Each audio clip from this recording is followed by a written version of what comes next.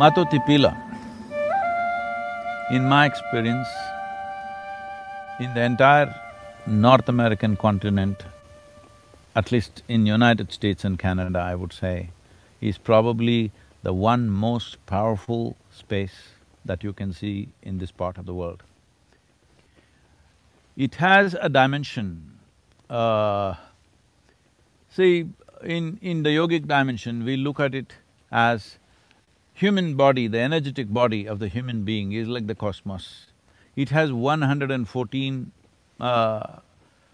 energy points.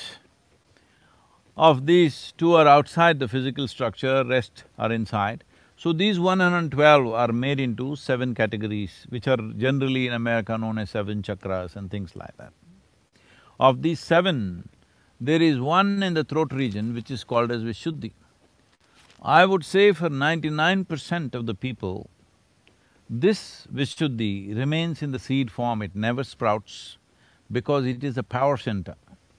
If you know something about Indian culture, the first yogi in India was called Adi Yogi, which means the first yogi. Actually, we have erected a 112 feet tall face, which is the largest face on the planet actually. I don't know if you've seen that, you can see that image in the thing, it's a 112 feet tall bust. Because he is the first yogi, to honor him, because he gave us the technologies for well-being, how to handle human well-being from within. So in this, he is also called a person who is powerful in his throat. And his throat is blue, and there's a snake around his throat, all this imagery. Why this is so is, this dimension we called Vishuddhi is one dimension which in the throat center needs maximum amount of skill and capability to evolve. What I saw, I was there on the full moon night in MatoTipila. It was explosive dimension of Vishuddhi or the throat center. Anybody who has done any kind of a little bit of search with that energy around would naturally become an exploration of mysticism is very natural. Because this culture, the Native American culture, has not written down anything, everything is oral culture. Now if one person has realized something, unless he finds another person in the next generation to pass it on, it kind of gets lost. Which is also a good thing in a certain way, because written down distortions will happen. But when the entire culture went through an upheaval for generations of people, probably 8 to… maybe 10 to 20 generations went through a whole upheaval, that culture could have been broken. But even now I'm saying, especially Tab, you are a singer, you must spend minimum 3 days at this MatoTipila, especially on the full moon night. I'm telling you, you will realize something tremendously powerful. Anybody who realizes or opens up the throat center, their ability to connect with life, I'm saying when I say connect with life, you can touch beyond your physical reach, literally touch.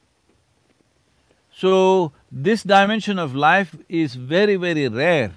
There are various centers in the world which activates different dimensions, but the throat center being this powerful is hardly 2-3 places in the entire globe, I'm telling you. I was just amazed. The way it is reverberating with this dimension of life is just absolutely amazing. I do not know how it has happened. Nature has done it. In India, we create our own structures. We create consecrated structures to reverberate this kind of energy, but what we make is of small proportions. But here it is standing in such a magnificent form, and this in many ways, I've spoken in detail about this, I don't want to go into the detail. This in many ways, whether tribes were from the plains or from the mountains, from the coast, wherever they were, this has influenced the entire culture in a huge way, because when I hear the Native American voices, what I see, I have no scripture in my head, I don't have any bookish knowledge or religious knowledge. All I have is, I can feel the place with my eyes closed. One thing that I see with the voices, the way they're going about is, they're expressing their voices along with the geometry of the land. When you produce a sound which is in sync with the form that you see, then we say this is a mantra, because now the combination of sound and form are working together and suddenly it becomes an explosive force.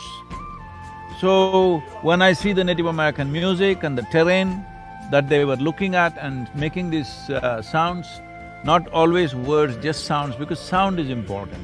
Words are made up in our minds. Sound is real, sound is a reverb, and sound has a geometry of its own. If you utter the right kind of sounds, it will touch the forms, it will embrace the forms. In this there is tremendous power. This is where I see the entire Native American spiritual process is rooted. Whether people have physically been there or not, it doesn't matter. Because even without physically being there, you can connect with it.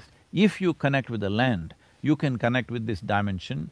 And if you connect the land and the sound, you will definitely connect with this MatoTipila, because this is not a physical thing.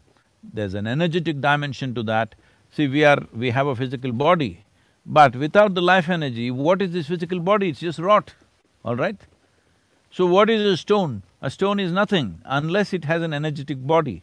Here there's an energetic body expressing this dimension of the throat center in the human system in an extremely powerful way, which is… I've never seen a place like that in my life. I've traveled literally everywhere, I'm telling you.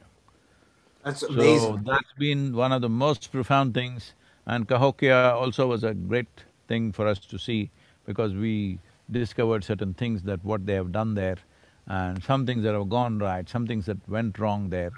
That's a different aspect, but this MatoTipila is a must for every indigenous person. It's a must, whether they go there physically or otherwise, they must connect with this.